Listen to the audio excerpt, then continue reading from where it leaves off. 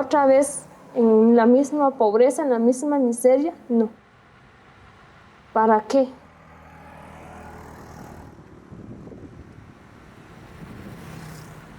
Si yo no pude seguir mi estudio, pero tampoco voy a quedarme acá. Yo tengo que salir adelante.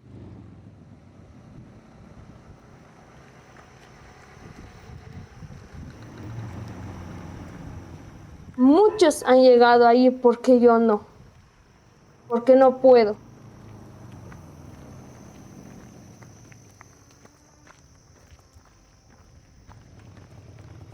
Mi mamá estaba un poco mal de salud, entonces yo mejor decidí viajar, cumplir sueños y metas.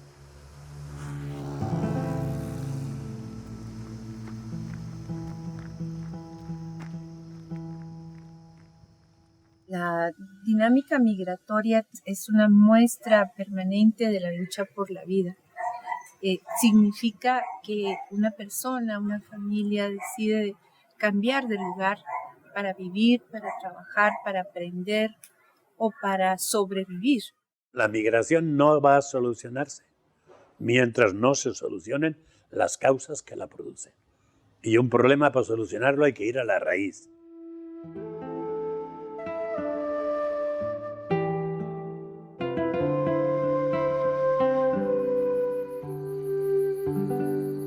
Me vienen y diciendo, ¿y dónde vienes? De Honduras. Ah, ¿eres de Honduras?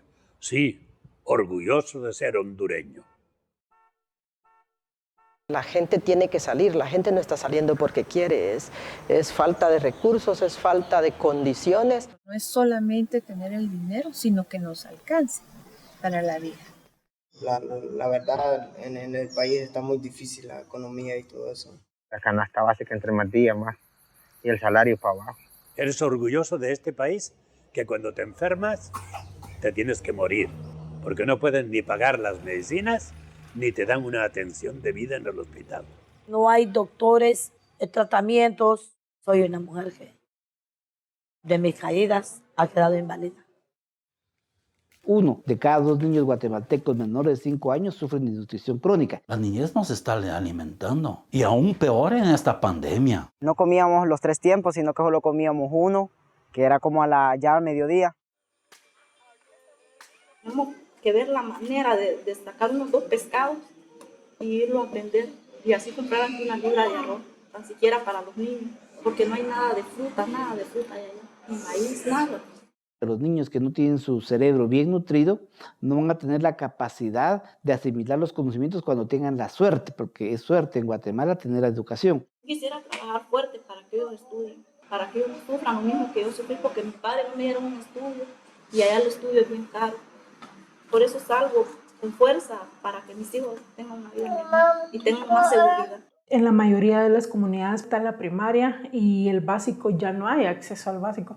Tiene que caminar 2 horas para llegar a un centro educativo. El estudio se paró por lo de la pandemia. Ya no vale el estudio, ya no vale el deporte, ya no vale el trabajo, porque ya no hay una forma en cómo desarrollarte en eso. Ya no pude estudiar porque yo soñaba ser doctora. Es difícil acceder a la universidad pública. Quisiera estudiar, pero no se puede, pues. La educación es el conocimiento que le faculta para un trabajo y un trabajo digno.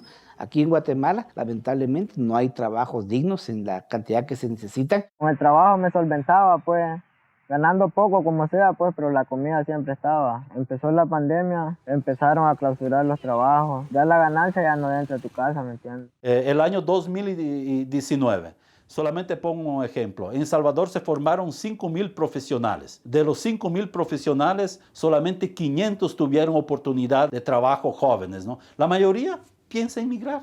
Tal vez trabajo solo de vender droga y tal, que uno no quiere ser parte de ellos, pues, ¿me entiendes? Guatemala, El Salvador, Honduras, está al 60% de la economía informal. En otros países de la región como Honduras y El Salvador, a esas razones se suman las personas solicitantes de refugio. La violencia más visible, que es la de pandillas o crimen organizado. Me mataron a un sobrino y balearon a un hermano. Pues yo tenía mi negocio y Y en El Salvador, pues todo que tiene su negocio es extorsionado. Yo viajé y los levanté, el que estaba vivo lo pedí auxilio, lo monté a un carro. Ellos no preguntan nada, solo llegan y dicen, aquí te llaman, le dan un teléfono, ya uno le dicen, acá a cierto tiempo tienes que estar entregando algo, para la pupusa solo llegan, dice fulano que le mandes tanto. Entonces dice uno, como no se murió, él sabe la información.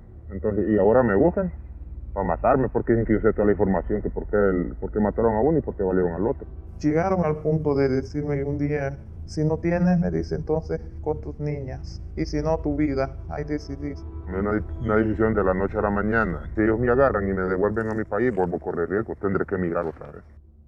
Se han creado otras formas de violencia, las maras, el narcotráfico, las narcoseconomías, la trata de personas, el tráfico de seres humanos, ¿no? Toda esta violencia estructural hace que mucha gente esté huyendo de esas situaciones. O en el nivel más micro, la violencia que se ejerce al interior de las relaciones de pareja, las relaciones familiares, sobre todo y especialmente contra las mujeres y las niñas. Cuando yo tenía 11 años, yo fui abusada. No ha sido fácil vivir. Y hay de esa violación que hubo, hay un niño de 18 años.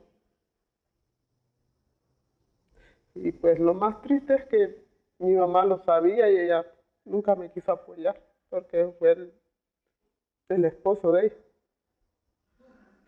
Entonces por eso yo no quiero que mis hijas pasen lo mismo. Los grandes conflictos históricos que hemos tenido aquí en Centroamérica, ¿no? Guatemala vivió un conflicto de 36 años que no debemos olvidar. Muchos guatemaltecos se escaparon de ser asesinados o secuestrados por el propio Ejército y Policía Nacional en aquel entonces. Firmamos los acuerdos de paz en 1996, pero la violencia estructural nunca se acabó. Es la provocada por el Estado, porque al final son quienes conducen hacia el problema puntual de la pobreza por el tema de la corrupción. Es una mala administración del gobierno, ¿me entiendes? Se escucha de que hay ayudas de comida, que hay ayudas para el deporte, para fomentar la educación. Quedan como en bolsa propia, pues, porque no llega nada al pueblo, ¿me entiendes? Al gobierno, si él los mira aquí en cámara, que los mire. Y que estas personas son las que necesitamos. Ellos no tienen la voluntad política de construir políticas de desarrollo para que las personas se queden. Tienen que entender que no podemos seguir con el mismo modelo económico, porque la corrupción no es solo el funcionario público. Aquí hay empresarios muy ricos en Centroamérica. Que quieren lucrar más, y a la larga lo que pierde es la población, que si no se cierran esas brechas de desigualdad, va a estallar en su momento porque la gente tiene que comer. Lastimosamente no hay una respuesta a todas estas necesidades y a esto también se viene a sumar lo que acaba de suceder en los últimos meses, las tormentas, ¿verdad? Casualmente vinieron los huracanes, Eta y Ota, y empezaron a destruir puentes, ríos. Perdimos varias siembras que teníamos. Y ahí donde vivía mi mamá, pues me entiende, ahí se le hundió todo. Perdimos todo. Solo quedó la casita donde vivíamos. Se perdió, pero no quedó ni un plato, ni nada de ropa, porque el agua cayó hasta el techo. Tuvimos que vender la casita y con ese dinero lo utilizamos. Y ya prácticamente ya estamos en la calle. Y como mi esposo ya está mayor de edad, entonces yo le dije, yo me voy a ir a trabajar y ustedes quedan.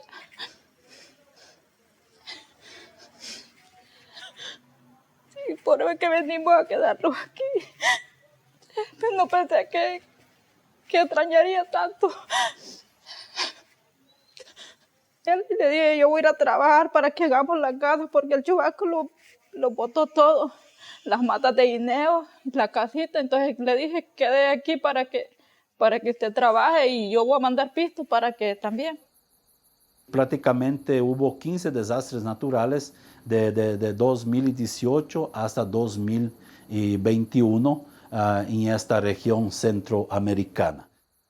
No hay medidas que aborden estos temas y que definitivamente las poblaciones se tienen que desplazar.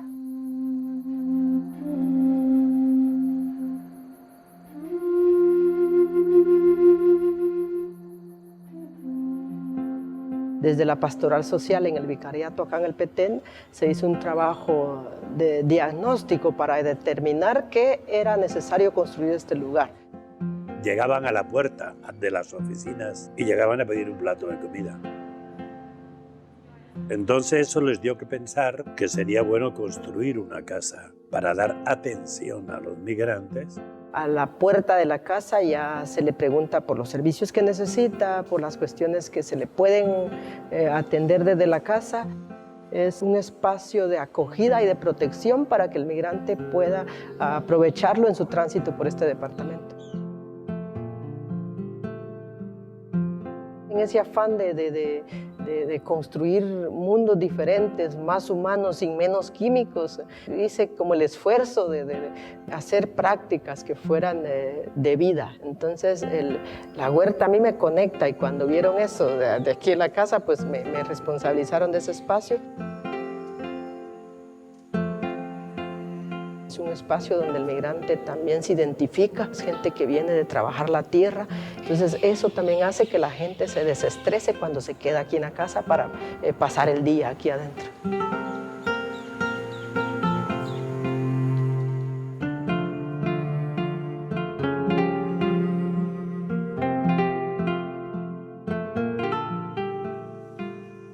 Se les da también consejo de caminos a la frontera, cómo están las fronteras, que de aquí a la frontera de Estados Unidos le faltan todavía más de 3.500 kilómetros.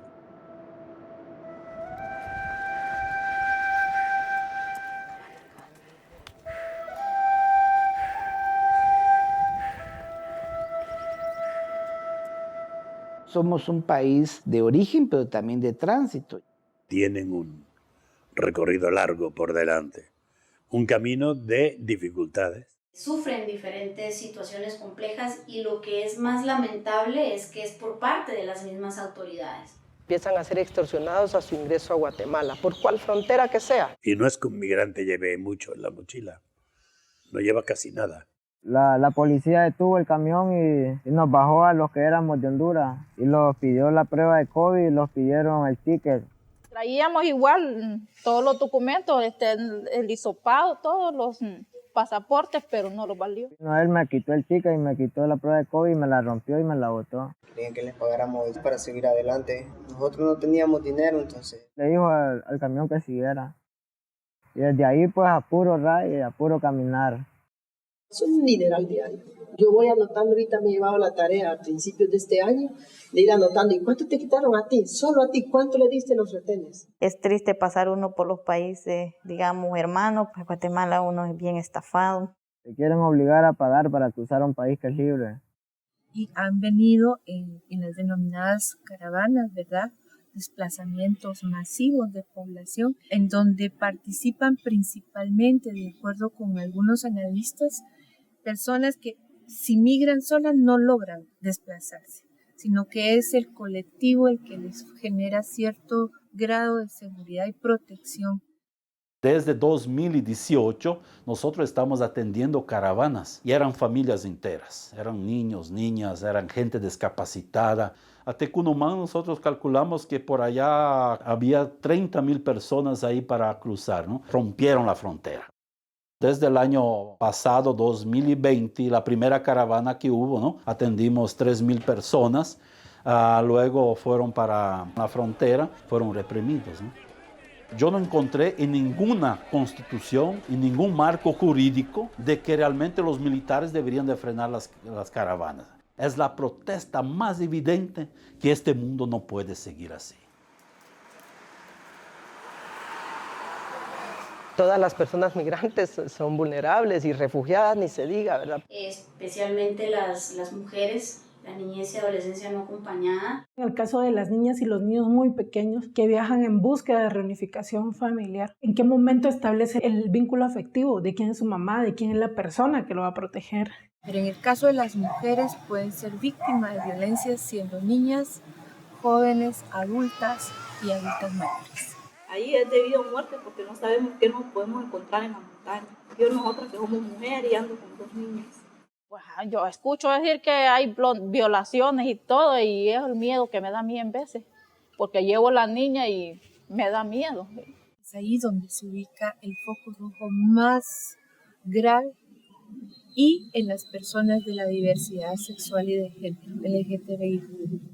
Esta es una sociedad machista y estos países son construidos para esto, para discriminar, y cuando ves a una persona diferente, con condiciones diferentes, son totalmente negativas. Las personas trans en general, pero las mujeres trans en particular, son aquellas que sufren mayores vejámenes y violencia en la migración. Hay tantas personas que están sufriendo, no solo las personas que se desplazan, sino que hay una familia que se queda triste por esta persona, hay una familia que en algún momento no va a saber de este familiar. Hoy temprano platiqué con mi hija mayor. ¿Qué le dicen ellos de que usted tuvo que salir?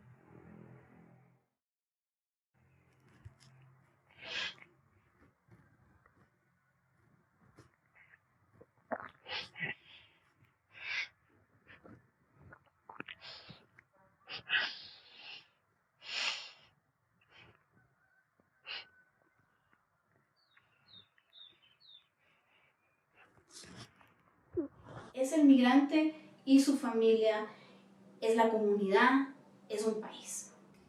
Estos países están perdiendo la gran riqueza de miles y miles y miles de jóvenes que podría estar enriqueciendo al país, y se va a enriquecer a otro país que ya está rico.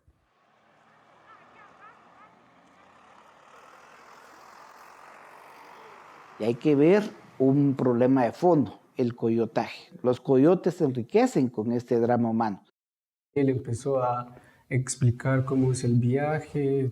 Era bueno porque para él es cómo va a ganar a la persona, o sea, cómo ellos ganan. Entonces cruzamos la frontera de México. Allí nos encontramos con otros grupos. Nos metieron en una bodega. Ahí estuvimos como un día allí. Solo dormíamos en el piso. Llegaron otra persona como tipo de las 3 de la mañana a traernos en un camión y nos subieron amontonados ahí encima de otro para que podamos ir. Nos quitaron las 15 mochilas de comida, nos quitaron todo el agua y dinero, teléfono. Nos dijeron que es hora de salir al desierto o de cruzar el río Bravo. Cuando estábamos del otro lado vi luces, entonces el guía dice, ahí está la migra, pero él no se va a acercar.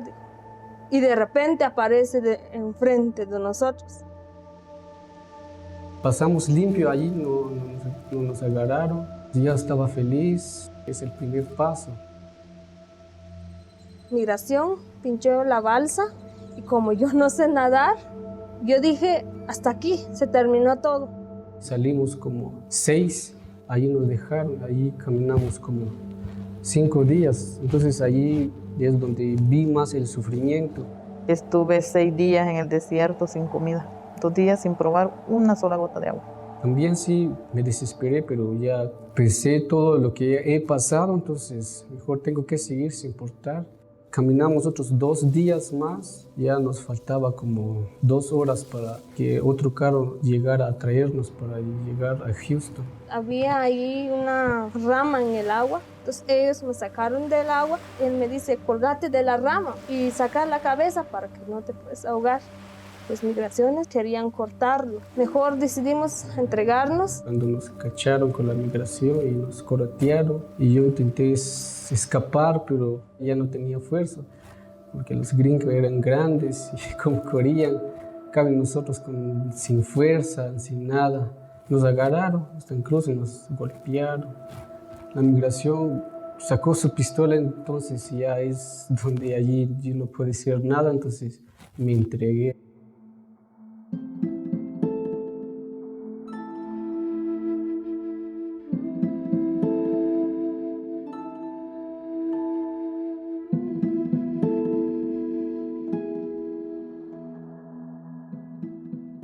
Concepto de la persona migrante que viene a quitarnos un trabajo, pero es lastimosamente cómo se ha enfocado o cómo se ha abordado la migración. Se forman esos discursos de hoy, de lo que nosotros escuchamos en los medios de comunicación, en las redes sociales. Lo que no se ha abordado también es que la migración trae consigo cosas buenas, ¿verdad? Mi papá se fue hace 15 años. Mi mamá se fue hace 2 años. Vivía con mi abuela, con mi tía. Éramos mucho en una casa y ahora tenemos esta casa para donde viví. Tuve el espacio suficiente para hacer mis cosas y cada quien tiene cuarto. Lo más bonito cuando se fue mi mamá es poder seguir estudiando.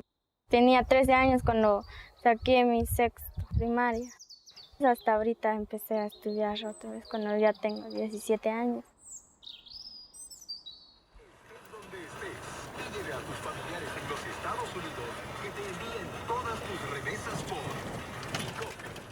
Presentaron un estudio sobre cómo estaba la economía con el tema del COVID. Quienes seguían sosteniendo nuestra economía eran las personas migrantes. Que los últimos datos de envío de remesas pasa ya a los 12.000 millones de dólares.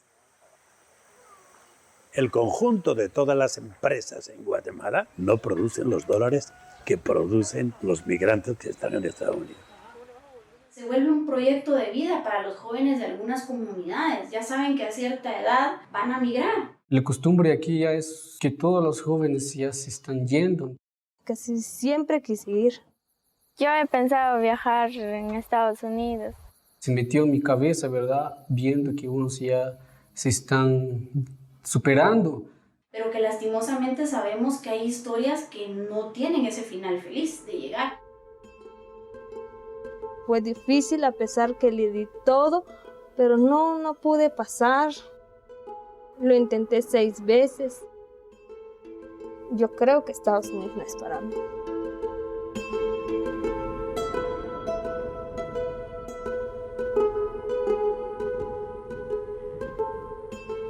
Fui a gastar en nada porque no logré pasar. Lloré porque no solo que tanto deuda, tanto sufrimiento que he pasado. Para mí se fue al agua. No perdí mi vida, pero el dinero para mí es mucho ese dinero y eso me causa a veces dolor, tristeza. Si no hay mecanismos para trabajar las necesidades de las personas que salen, tampoco hay mecanismos que aborden las necesidades de las personas que retornan. Se vuelve un círculo hasta cierto punto complejo. Porque sabemos que la mayoría va a migrar otra vez. La intención de llegar al norte no me la quitan los policías. Ahora, como hemos visto, nuestro contexto ha estado muy marcado por este discurso también de no dejar pasar, de no dejar migrar. Va unado a aquel dicho que dicen que los migrantes están saliendo porque quieren. Pero, digamos, sería insensato y irreal decirles no se vayan. I want to be clear to folks in this region who are thinking about making that dangerous trek to the United States-Mexico border. Do not come. Do not come. If you come to our border, you will be turned back. So let's discourage our friends, our neighbors, our family members from embarking on what is otherwise an extremely dangerous journey. Nadie va porque quiera o porque el gusto le rebalse, sino por necesidad. Si dicen que emigrar es malo, nadie le conoce la situación de cada persona. Por algo, no es de puro gusto que uno abandone el país. Jamás. Nadie abandona el país porque uno quiera. Tal vez por querer prosperar o querer ser alguien en la vida. Todos valemos lo mismo. También existimos, pues, que todos somos humanos. Los migrantes no somos criminales. No somos criminales. Somos trabajadores. Somos trabajadores. Internacionales. ¿Por qué nos matan? ¿Por qué nos matan? ¿Por qué nos asesinan? ¿Por qué nos asesinan? Si somos la esperanza. Si somos la esperanza. De América Latina. De América Latina. Cuando existe un derecho a la vida, existe el derecho a tener esta vida en plenitud. Migrar es un derecho y no se lo puedes negar a nadie, no puedes evitar que la gente continúe. Es el derecho que la gente tiene a, en su vida, vivir felices. Nazcas donde nazcas. Y si mi propio país me lo niegan, tengo todo el derecho y obligación moral de buscar otros caminos donde yo con mi familia, encontremos la felicidad. Yo cuando llegue allá quiero cumplir mi sueño de ser cantante. Poder darle un estudio a mis hijos, poder tener a donde ellos puedan vivir libremente. Ser una abogada o secretaria. Estar con mi familia. Para mi hermanita, que viva la vida normal como cualquier niño. Levantar este negocio y ser reconocida. Crecer con mi panadería, poner otros locales. El sueño más grande es la casita propia. En la actualidad, sobre el tema migratorio hay una responsabilidad compartida y es de luchar por la igualdad de oportunidades en los países de origen, para que las niñas, los niños, los adolescentes no tengan que construir su futuro arriesgando su vida, apostando por generaciones más empáticas que tengan la capacidad de cambiar el mundo, sin ver nacionalidades, posición económica o género. Migrar es un derecho y es un derecho que todas y todos debemos defender.